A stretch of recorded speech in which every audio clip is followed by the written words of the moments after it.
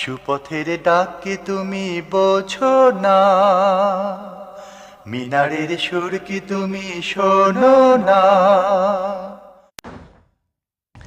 আসসালামু আলাইকুম ওয়া রাহমাতুল্লাহ। আলহামদুলিল্লাহি রাব্বিল আলামিন ওয়াল আকিবাতু লিল মুত্তাকিন ওয়া আলা আলিহি ওয়া আসহাবিহি আজমাইন, আম্মা বাদ।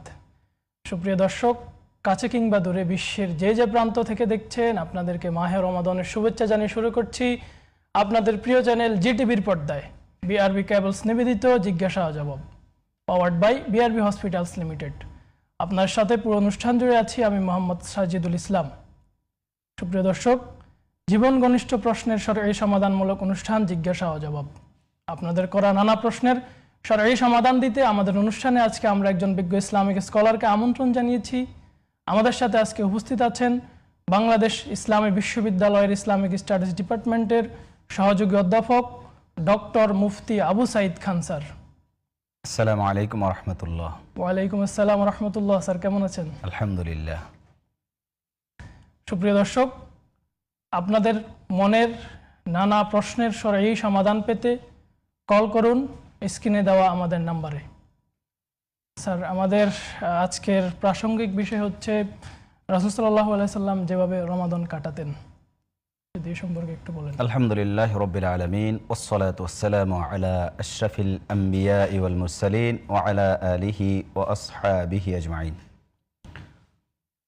মুহাম্মদুর রাসূলুল্লাহ সাল্লাল্লাহু আলাইহি ওয়াসাল্লাম রমাদান মাসকে অত্যন্ত গুরুত্ব দিতেন, যেহেতু আল্লাহ রাব্বুল আলামিনের মাসগুলোর মধ্যে যে 12টি মাস আছে, আরবি চন্দ্র মাস বা আরবি মাস হিসেবে যেগুলোকে আমরা বুঝি, এর মধ্যে অন্যতম গুরুত্বপূর্ণ একটি মাস হচ্ছে রমাদান মাস, যে মাসটির মধ্যে লাইলাতুল কদর আছে। আল্লাহ রাব্বুল আলামিন নিজেই এই মাসকে খুব গুরুত্ব দিয়েছেন। সহিহ বুখারীতে হাদিস আসছে যে রাসূলুল্লাহ সাল্লাল্লাহু আলাইহি ওয়াসাল্লাম বলেন, ইযা দাখালা রমাদান ফুতিহাত আবওয়াবুল জান্নাহ ওয়া গুল্লিকাত আবওয়াবুন নার ওয়া সুফিদাতিশ শায়াতিন, যে রমাদান যখন আগমন করে আল্লাহ তাআলা জান্নাতের দরজাগুলো খুলে দেন, জাহান্নামের দরজাগুলো বন্ধ করে দেন এবং শয়তানকে শৃঙ্খলাবদ্ধ বা শিকলবন্দি করে দেন। তো আল্লাহ রাব্বুল আলামিন রমজানকে স্বাগত জানিয়ে এরকম গুরুত্ব দিয়েছেন এবং একজন ব্যক্তিকে নিযুক্ত করেন আল্লাহ তাআলা, যিনি আহ্বানকারী, মুনাদিন বলছে হাদিসে, যে একজন ব্যক্তি তখন সকাল থেকে সন্ধ্যা পর্যন্ত এবং পরের দিন পর্যন্ত সারাদিন ডাকতে থাকে মানুষকে, ইয়া বাগিয়াল খাইরে আকবিল ইয়া বাগিয়াল শাররি আকসির, হে সৎকর্ম প্রত্যাশী, সৎকর্মের আগ্রহী, তুমি অগ্রসর হয়ে যাও, আর অসৎকর্মের প্রত্যাশী বা অসৎকর্মের আগ্রহী, তুমি থামো, তুমি পিছু হটো, এভাবে তিনি ডাকেন। স্যার, একজন দর্শক আমাদের সাথে যুক্ত হচ্ছেন।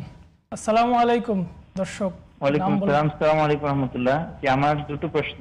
জি। একটা হচ্ছে রোজা অবস্থায় ইনসুলিন এবং ইনহেলার নেওয়া যাবে কিনা, আর একটা হচ্ছে রোজা অবস্থায় রক্ত দেওয়া যাবে কিনা। রোজা অবস্থায় ইনসুলিন আর রক্ত দেওয়া যাবে কিনা।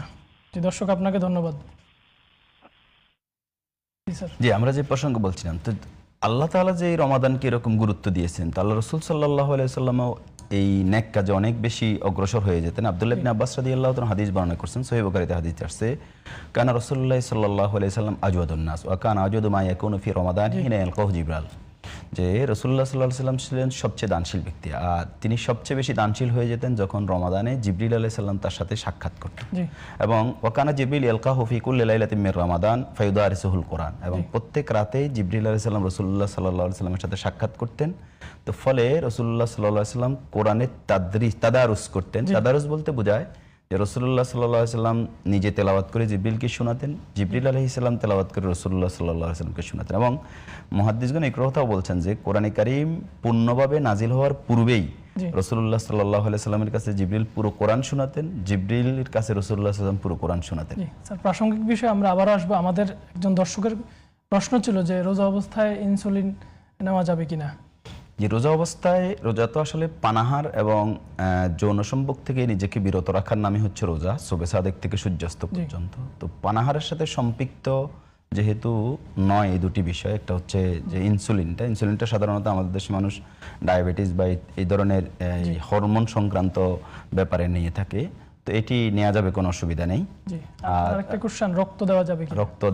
রক্ত দেয়া বলতে শরীর থেকে রক্ত যদি বেরিয়ে যায় তাহলে কোনো রোজা ভাঙবে না। তো এই ক্ষেত্রে একটা আশঙ্কা দেখা দিতে পারে, কোনো ব্যক্তি যদি খুব দুর্বল হয়ে যায় রক্ত দিলে, তো শারীরিক ফিটনেস এমন হয় যে রক্ত দেওয়ার পরে তিনি এবার রোজা ভাঙতে বাধ্য হয়ে যাবেন, এই অবস্থা হলে তিনি রক্ত দেবেন না। যদি নিজে ফিট থাকতে পারবেন এরকম হয়, তাহলে রোজা অবস্থায় তিনি রক্ত দিতে পারবেন। আর এই ক্ষেত্রে সুবিধাজনক বিষয় হচ্ছে যদি রোগীর অবস্থা মানে অ্যালাউ করে, তাহলে সন্ধ্যার পরে রাতে রক্ত দিতে পারলেই সবচেয়ে সুবিধা।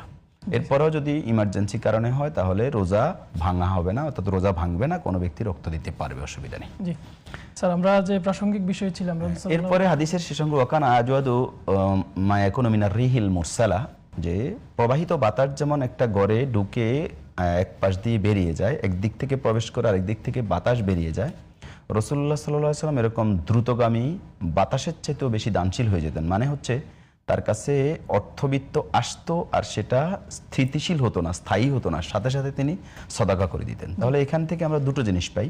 রাসূলুল্লাহ সাল্লাল্লাহু আলাইহি ওয়াসাল্লাম রমাদানে সবচেয়ে বেশি সদাকা করতেন। রাসূলুল্লাহ সাল্লাল্লাহু আলাইহি ওয়াসাল্লাম কোরআনে কারীম তাদারুস করতেন, তেলাওয়াত করে শোনাতেন, আবার নিজে শুনতেন। তো এই জন্য এই দুটো বিষয়, যে বেশি বেশি সদাকা করা, দান করা এবং কোরআন তিলাওয়াত করা, বুঝে পড়ার চেষ্টা করা, অন্যকে শোনানো, সাথে সাথে রাসূলুল্লাহ সাল্লাল্লাহু আলাইহি ওয়াসাল্লাম ইবাদত করতেন অনেক বেশি। এবং তিনি নিজে তো বলেছেন, ইমান কামা রমাদানা ঈমানান ওয়া ইহতিসাবান গুফিরা লাহু মা তাকাদ্দামা মিন যামবি, সহিহ বুখারী সহিহ মুসলিমের হাদিস। যে ব্যক্তি ঈমান এবং সওয়াবের নিয়তে, অর্থাৎ বিশ্বাসী হয়ে এবং সওয়াবের প্রত্যাশী হয়ে আল্লাহর কাছে রাত্রিবেলা দণ্ডায়মান হয়ে নামাজ আদায় করবে রমাদানে, তো আল্লাহ তাআলা তার গুনাহগুলো মাফ করে দিবেন। তো এভাবে সারা রাত নামাজ আদায় করেছেন তিনি। রাসূলুল্লাহ সাল্লাল্লাহু আলাইহি ওয়াসাল্লামের পিছনে সহিহ বুখারী মুসলিমে আসছে যে সাহাবায়ে কেরাম একদিন বা দুদিন তিন দিন পেছনে ইক্তেদা করে নামাজ আদায় করেছেন, এবং শেষ দিন নামাজ শেষ হতে হতে একেবারে সাহারির সময় হয়ে গেছে। তার মানে সারা রাত রাসূলুল্লাহ সাল্লাল্লাহু আলাইহি ওয়াসাল্লাম নামাজ আদায় করার ব্যাপারে এই অভ্যস্ততা রাসূলের ছিল। এবং কি বিশেষ করে শেষ 10 দিন রাসূলুল্লাহ সাল্লাল্লাহু আলাইহি ওয়াসাল্লামের ব্যাপারে আয়েশা সিদ্দিকা রাদিয়াল্লাহু তাআলা আনহা তিনি বর্ণনা করেছেন যে তিনি এমনভাবে শাদ্দাল মে'দারা, তিনি তার এই কোমর বেঁধে ফেলতেন এবং এরপরে এটা তিনি আর খুলতেন না। তারপরে সারা রাত তিনি ইবাদত করতেন এবং পরিবারের লোকজনকে জাগিয়ে দিতেন। তাহলে শেষ 10 দিন তো এত বেশি ইবাদত করতেন যে সারা রাত তিনি জাগ্রত থাকতেন। এবং এই কোমর বেঁধে ফেলা, এটার ব্যাখ্যা মুহাদ্দিসিন ইকরাম দুটো বিষয় বলেছেন। একটা বিষয় বলছেন যে কোমর বেঁধে ফেলার অর্থ হচ্ছে যে তিনি সাধারণত কোমরে কেউ যদি কোনো কিছু বাঁধে, তাহলে দাঁড়িয়ে থাকতে একটু শক্তি পাওয়া যায়, এজন্য। অথবা এটা হতে পারে যে কোমর বাঁধার অর্থ হচ্ছে তিনি স্ত্রীদের কাছে রাত্রেও যেতেন না। তো ফলে এমনভাবে পোশাকটাকে, লুঙ্গিটাকে বা নিচের অংশে যে পোশাকটা পরে এটাকে এমনভাবে বেঁধে ফেলতেন যেটা আর খোলার প্রয়োজন হতো না। এই অবস্থাটাকে মানে ইঙ্গিত করে এভাবে হাদিসটা বর্ণনা করা হয়েছে। তার মানে শেষ 10 দিন তিনি একেবারে ইবাদতের জন্য মানে নিজেকে সঁপে দিতেন।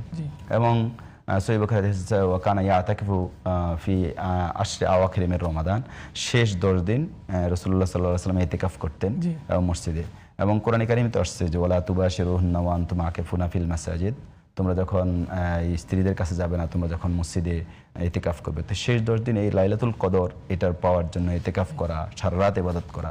আর এছাড়া প্রথম 20 দিনও তিনি ইবাদত করতেন। এছাড়া তিনি ইফতার করার ব্যাপারে একটু তাড়াতাড়ি ইফতার করতেন, সাহারি খাওয়ার ক্ষেত্রে একটু দেরি করে শেষ সময় পর্যন্ত সাহারি খেতেন। সহিহ বুখারীতে হাদিস, মুসলিম হাদিস আসছে যে রাসূলুল্লাহ সাল্লাল্লাহু আলাইহি ওয়াসাল্লাম বলছেন লা ইয়াজালুন নাসু বিখাইরিন মা আজ্জালুল ফিতরা, তারা যতদিন পর্যন্ত তাড়াতাড়ি করে, অর্থাৎ সময় হয়ে যাওয়ার পরে, তাড়াতাড়ি বলতে এমন না যে সময় হওয়ার আগে ইফতার করে ফেলবে, সময় হওয়ার সাথে সাথে তাড়াতাড়ি ইফতার করবে, ততদিন পর্যন্ত মানুষ কল্যাণের সাথে থাকবে। মুসনাদ আহমদ ততদিন পর্যন্ত মানুষ কল্যাণের সাথে থাকবে যতদিন পর্যন্ত মানুষ সাহারিটাও একটু দেরি করে খাবে। দেরি করে খাওয়ার অর্থ হচ্ছে সুবহে সাদেক হওয়ার পরে খাওয়া যাবে না, এর আগ পর্যন্ত একেবারে শেষ সময় পর্যন্ত খাওয়া। তো রাসূলুল্লাহ সাল্লাল্লাহু আলাইহি ওয়াসাল্লাম যে কথাগুলো বলেছেন উম্মাকে, তিনি নিজে সেগুলো আমল করতেন। ফলে রমাদানটা রাসূলুল্লাহ সাল্লাল্লাহু আলাইহি ওয়াসাল্লামের একেবারে একটা রুটিন মাফিক, যে ইফতার, সাহারি, নামাজ, তারপরে সদাকা, তাদারুসুল কোরআন, এরপরে নিজেকে সকল রাসূলুল্লাহ সাল্লাল্লাহু আলাইহি ওয়াসাল্লাম তো নিজেই মাসুম, এমন তিনি পাপমুক্ত।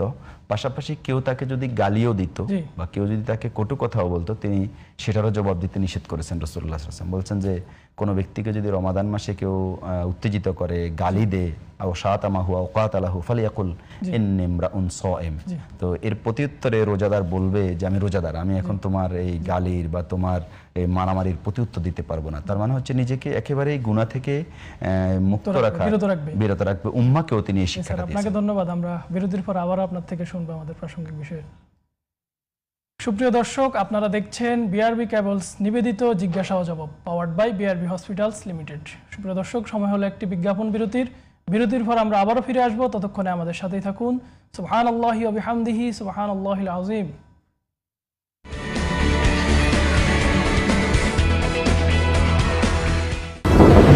বৈরী আবহাওয়া, সাথে প্রিয়জনের অসুস্থতা, এমন কঠিন সময়ে আমরা বন্ধুর মতো পাশে আছি। সিদ্ধান্ত নেই দ্রুত। হ্যালো স্যার, পেশেন্টের অবস্থা ক্রিটিক্যাল, ওটিতে মুভ করছি।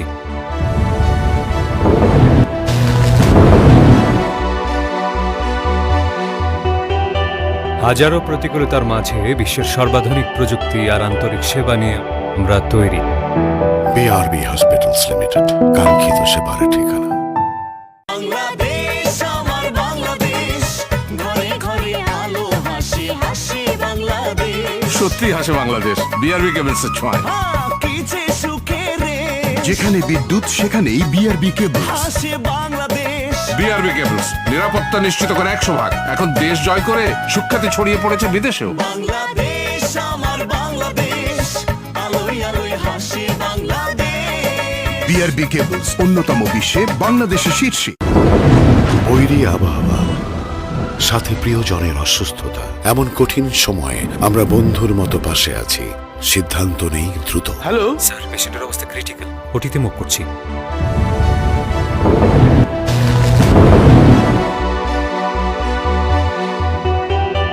হাজারো প্রতিকূলতার মাঝে বিশ্বের সর্বাধুনিক প্রযুক্তি আর আন্তরিক সেবা নিয়ে আমরা তৈরি। বিআরবি হসপিটালস লিমিটেড, কাঙ্ক্ষিত সেবার ঠিকানা। বাংলাদেশ আমার বাংলাদেশ, ঘরে ঘরে আলো হাসি হাসি বাংলাদেশ। সত্যি হাসে বাংলাদেশ, বিআরবি কেবলস এর ছোঁয়ায়। কি যে সুখে রে, যেখানে বিদ্যুৎ সেখানেই বিআরবি কেবল। হাসে বাংলাদেশ। বিআরবি কেবলস, নিরাপত্তা নিশ্চিত করে 100 ভাগ। এখন দেশ জয় করে সুখ্যাতি ছড়িয়ে পড়েছে বিদেশেও। বাংলাদেশ আমার বাংলাদেশ, আলোয় আলোয় হাসি বাংলাদেশ। বিআরবি কেবলস অন্যতম বিশ্বে বাংলাদেশের শীর্ষে। বৈরী আবহাওয়া, সাথে প্রিয়জনের অসুস্থতা, এমন কঠিন সময়ে আমরা বন্ধুর মতো পাশে আছি। সিদ্ধান্ত নেই দ্রুত। হ্যালো স্যার, পেশেন্টের অবস্থা ক্রিটিক্যাল, ওটিতে মুভ করছি।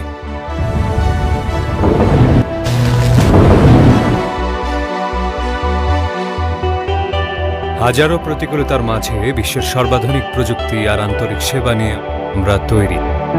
বিআরবি হসপিটালস লিমিটেড, কাঙ্ক্ষিত সেবার ঠিকানা। বাংলাদেশ আমার বাংলাদেশ, ঘরে ঘরে আলো হাসি হাসি বাংলাদেশ। সত্যি হাসে বাংলাদেশ, বিআরবি কেবলস এর ছোঁয়ায়। কি যে সুখে রে, যেখানে বিদ্যুৎ সেখানেই বিআরবি কেবল। হাসি বাংলাদেশ। বিআরবি কেবলস, নিরাপত্তা নিশ্চিত করে 100 ভাগ। এখন দেশ জয় করে সুখ্যাতি ছড়িয়ে পড়েছে বিদেশেও। বাংলাদেশ আমার বাংলাদেশ, আলোয় আলোয় হাসি বাংলাদেশ। বিআরবি কেবলস অন্যতম বিশ্বে বাংলাদেশের শীর্ষে। বৈরী আবহাওয়া, সাথে প্রিয়জনের অসুস্থতা, এমন কঠিন সময়ে আমরা বন্ধুর মতো পাশে আছি। সিদ্ধান্ত নেই দ্রুত। হ্যালো স্যার, পেশেন্টের অবস্থা ক্রিটিক্যাল, ওটিতে মুভ করছি।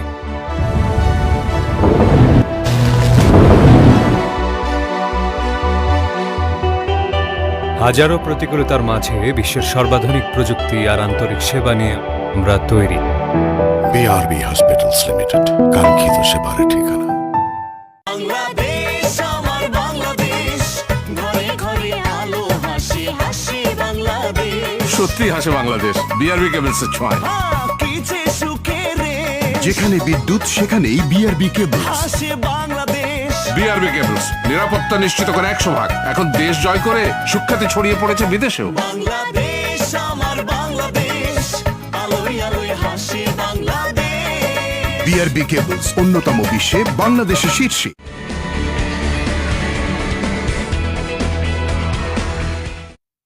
সুপ্রিয় দর্শক, বিরতির পর আবারও ফিরে এলাম। আপনারা দেখছেন বিআরবি কেবলস নিবেদিত জিজ্ঞাসা ও জবাব, powered by BRB hospitals limited. Sir, আমরা বিরতির পূর্বে আপনার থেকে শুনছিলাম, তো আপনার কাছে আমাদের একটি প্রশ্ন, পূর্ববর্তী উম্মতদের রোজার বিধান ছিল কিনা এ সম্পর্কে যদি একটু বলেন। যে আমরা এই প্রসঙ্গে আলোচনা করে আসছিলাম যে রমাদান নিয়ে কোরআনে কারিমে আল্লাহ তাআলা যখন রমাদানের রোজা রাখার ব্যাপারে নির্দেশ দেন, তখন তিনি বলেন, ইয়া আইয়ুহাল্লাযীনা আমানু কুতিবা আলাইকুমুস সিয়াম কামা কুতিবা আলাল্লাযীনা মিন ক্বাবলিকুম লাআল্লাকুম তাত্তাকুন। জি।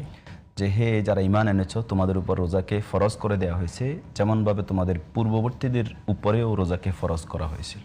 জি তো মুফাসসিরগণ এই আয়াতের ব্যাখ্যায় পূর্ববর্তী উম্মতদের রোজা কেমন ছিল, তাহলে এই পূর্ববর্তী বলতে কতটুকু পর্যন্ত পূর্ববর্তীকে অন্তর্ভুক্ত করবে, জি অর্থাৎ রাসূলুল্লাহ সাল্লাল্লাহু আলাইহি সাল্লামের পূর্বে একেবারে আদম আলাইহিস সালাম পর্যন্ত সকল জাতির উপরে রোজাটা ফরজ ছিল নাকি একটা নির্ধারিত সময় পর্যন্ত? আসলে হতে পারে যদি আমরা একেবারে ব্যাপক অর্থে ধরি যে আদম আলাইহিস সালাম পর্যন্তই পূর্ববর্তী সকল উম্মতের উপরে রোজা ফরজ ছিল। জি তবে এই রোজাটা কেমন ছিল, রমাদান মুহাম্মদ সাল্লাল্লাহু আলাইহি সাল্লামের উম্মার উপরে আমাদের উপরে যেরকম 1 মাস রোজা ফরজ, এরকম 1 মাস ছিল কিনা এটা নাও হতে পারে, কিন্তু রোজা ছিল।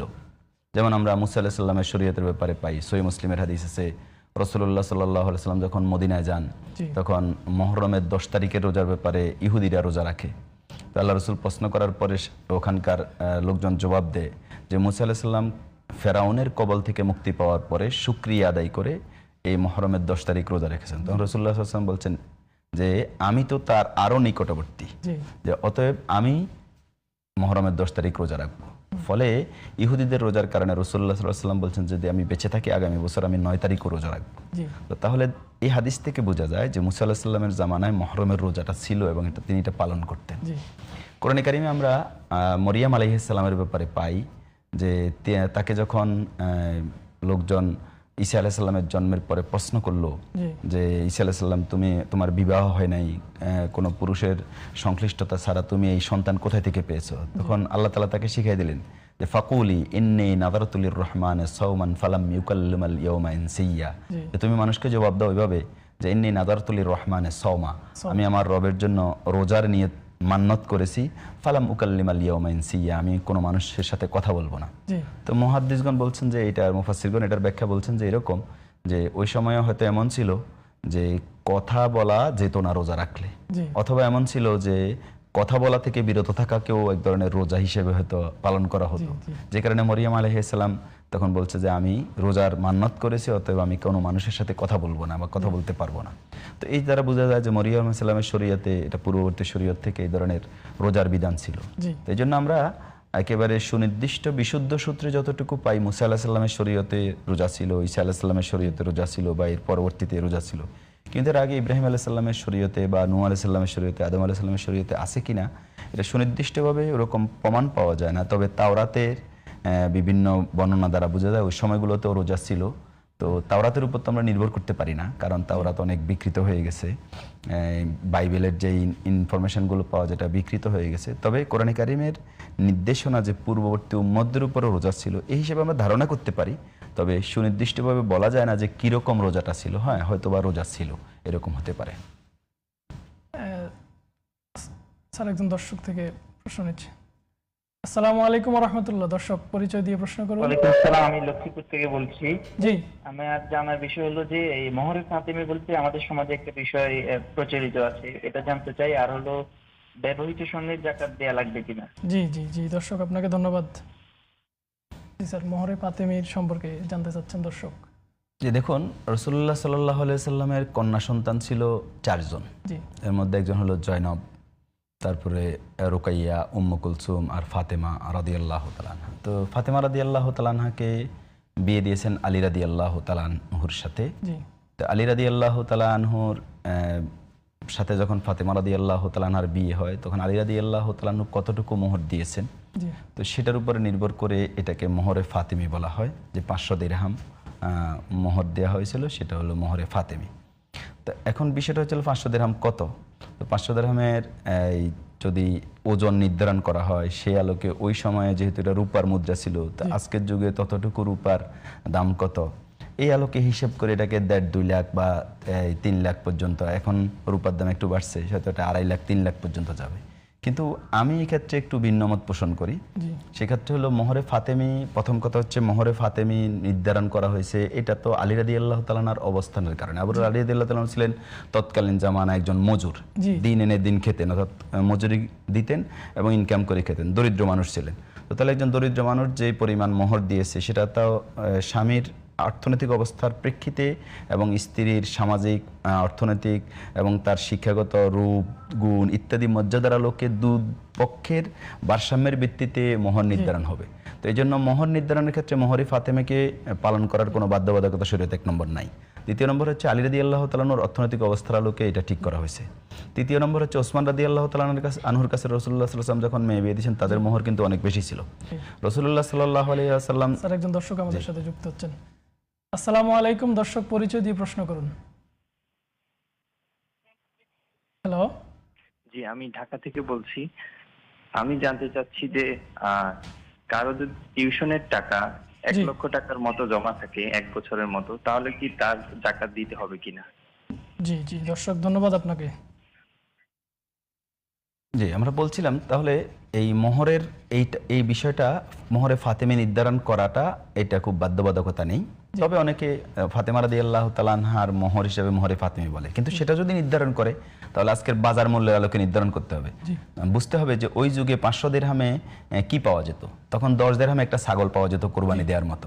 তো আজকের যুগে একটা ছাগলের দাম কত? 15,000 20,000 টাকা। তাহলে 50টা ছাগলের দাম কত হবে এখন?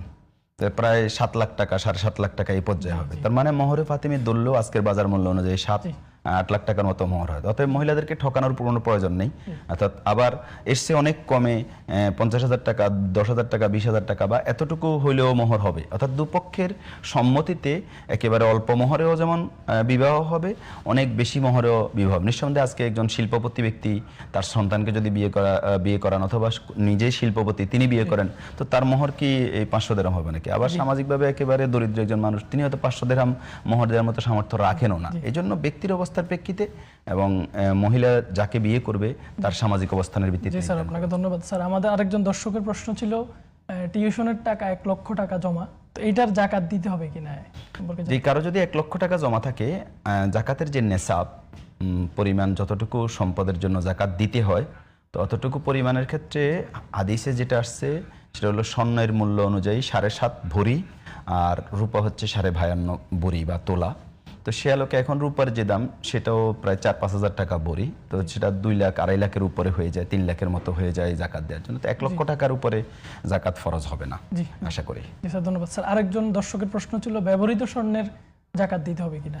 যে ব্যবহৃত স্বর্ণের জাকাতের ব্যাপারে দুটো মত আছে, কেউ বলছে জাকাত দেয়া লাগবে, কেউ বলছে জাকাত দেয়া লাগবে না। তো ইমামদের মধ্যে ইমাম আবু হানিফা রাহিমাহুল্লাহ বা হানাফি মাযহাবের মত হচ্ছে যে ব্যবহৃত স্বর্ণের জাকাত দেয়া লাগবে। জি। তবে এই ক্ষেত্রে শাফি, মালিকি, হাম্বলি মাযহাবের মত হচ্ছে জাকাত দেয়া লাগবে না। জি।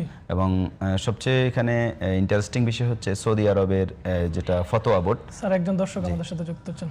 আসসালামু আলাইকুম ওয়া রাহমাতুল্লাহ, দর্শক পরিচয় দিয়ে প্রশ্ন করুন। হ্যালো। ওয়ালাইকুম সালাম ওয়া রাহমাতুল্লাহি ওয়া বারাকাতুহু। আমার প্রশ্ন জাকাত সম্বন্ধে, আমার প্রথম প্রশ্ন হলো কোরআনে বা হাদিসের ভিতরে আছে যে গরিবদের হক ধনীদের কাছে আছে। জি। তাই এটা তো জাকাত কি বুঝাইছে? তো জাকাতকে যদি বুঝাই থাকে তাহলে রূপার মূল্য অনুযায়ী যদি টাকা জাকাত দেওয়া হয় তাহলে 2 লাখ 2.5 লাখ টাকা তো এটা ধনী ধরা হয় না, ধনী বলা হয় না। এখানে তো বলা হয়েছে ধনীদের কাছে গরিবদের হক আছে, এটা তো জাকাতকে বোঝানো হয়েছে। তাহলে কি এই রূপার মূল্য অনুযায়ী এখন বর্তমানে জাকাত দেওয়া এটা কি ঠিক আছে কিনা? জি জি দর্শক ধন্যবাদ। যে এই জন্য আমরা যে প্রসঙ্গ বলছিলাম ব্যবহৃত স্বর্ণের জাকাত দেওয়ার ব্যাপারে সৌদি আরবের ফতোয়া বোর্ডও কিন্তু এই ক্ষেত্রে তারা সাধারণত বেশিরভাগ ক্ষেত্রে শাফি বা হাম্বলি মাযহাব অনুযায়ী ফতোয়া দিয়ে থাকেন, কিন্তু এই ক্ষেত্রে ইমাম আবু হানিফা রাহিমাহুল্লাহর মতটাকে তারা অগ্রাধিকার দিয়েছেন। এই জন্য এবং হাদিসে রাসূলুল্লাহ সাল্লাল্লাহু আলাইহি ওয়াসাল্লাম একজন মহিলার এরকম অলংকার পরা অবস্থায় তার জাকাত দেওয়ার ব্যাপারে জিজ্ঞাসা করে এটাকে জাহান্নামের কারণ বলেছেন। তো এই সব বিষয় থেকে আমরা বুঝতে পারি যে জাকাত দেয়াটাই এখানে প্রযোজ্য। অতএব ব্যবহৃত স্বর্ণ যদি 7.5 ভরি বা এই সমপরিমাণ বা এর চেয়ে উপরে কারো হয় তাহলে তার জাকাত দেয়া লাগবে। স্যার আমাদের আরেকজন দর্শকের প্রশ্ন ছিল, এই আল্লাহ তাআলা বলছেন যে দরিদ্রের হক রয়েছে ধনীদের নিকট, তো উনি বলতে চাচ্ছেন যে রূপার মূল্য অনুযায়ী যদি জাকাতের হার নির্ণয় করা হয় তাহলে রূপার যেই অর্থ এটা দেখি সে ধনী কিনা। আসলে ধনী এবং গরিব এটা একটা আপেক্ষিক বিষয়। তো একজন ব্যক্তির কাছে যে এখন যে রূপার যে দাম 4,000 বা 5,000 টাকা এখন ভরি হয়ে গেছে স্বর্ণের দাম অনেক বেড়ে যাওয়ার কারণে, তো রূপার দাম অনুযায়ী যদি 4-5 হাজার টাকা যদি আমরা ভরি ধরি তাহলে 52.5 ভরি যদি। আরেকজন দর্শক যুক্ত হচ্ছেন আমাদের সাথে। আসসালামু আলাইকুম, দর্শক পরিচয় দিয়ে প্রশ্ন করুন। হ্যালো। আচ্ছা, হ্যালো। জি। ওয়ালাইকুম আসসালাম। মানে আমার প্রশ্ন ওই যে রোজার দিন গ্রাম অঞ্চলে ধরেন মসজিদে ইফতারি দেয়, বুঝছেন?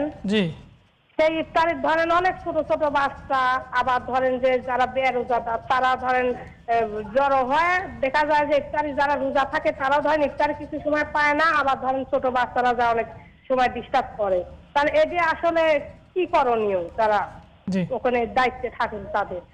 জি দর্শক আপনাকে ধন্যবাদ। যে আমরা যে প্রসঙ্গে বলছিলাম, তো যদি কারো ছোট করে জি 52.5 ভরির দাম এখন 2.5 লাখ 3 লাখের টাকা, কারো যদি নিত্য প্রয়োজনীয় খরচপাতি সব বাদ দিয়ে যদি এতটুকু অর্থ জমা থাকে, জি তো তাহলে আলেমদের একদম বলছে তারা ধনী। অপরদিকে আলেমদের মধ্যে এই মত আছে যে স্বর্ণের এই বিধান অনুযায়ী বা স্বর্ণের মূল্য অনুযায়ী জাকাতের নেসাব ধরা হবে। তবে গরিবের জন্য সবচেয়ে বেশি উপকার হচ্ছে রূপার নেসাব ধরলে। তো আমরা আশা করি কেউ যদি রূপার হিসাব করে জাকাত দেয় এটাই উত্তম কাজ। তবে হ্যাঁ, কোনো ব্যক্তি যদি রূপার হিসাব না ধরে তিনি যদি স্বর্ণের হিসাব ধরে ধনীর সংজ্ঞায়িত করেন আর অক্ষের যদি জাকাত না দেন, আমরা এক নিশ্চিতভাবে বলতে পারি না যে তিনি গুনাহগার হবেন। আরেকজন দর্শক আমাদের সাথে যুক্ত হচ্ছেন। আসসালামু আলাইকুম, দর্শক পরিচয় দিয়ে প্রশ্ন করুন। হ্যালো। হ্যাঁ, ওয়ালাইকুম আসসালাম ওয়া রাহমাতুল্লাহ। জি আমি একটু রামপুরা থেকে বলতেছি। আমি একটু জানতে চাচ্ছিলাম যে যদি কোনো দরকারের কারণে কেউ এনজিও থেকে লোন নেয়, জি জি তাহলে দর্শক তার একটু কি জোরে নামাজ বলবেন, রোজা কবুল হবে নাকি? আবার বলবেন দর্শক। না, এদিকে দরকারের কারণে যদি এনজিও থেকে কেউ লোন নেয় তাহলে তার নামাজ জি, জি। কি ইবাদত কবুল হবে?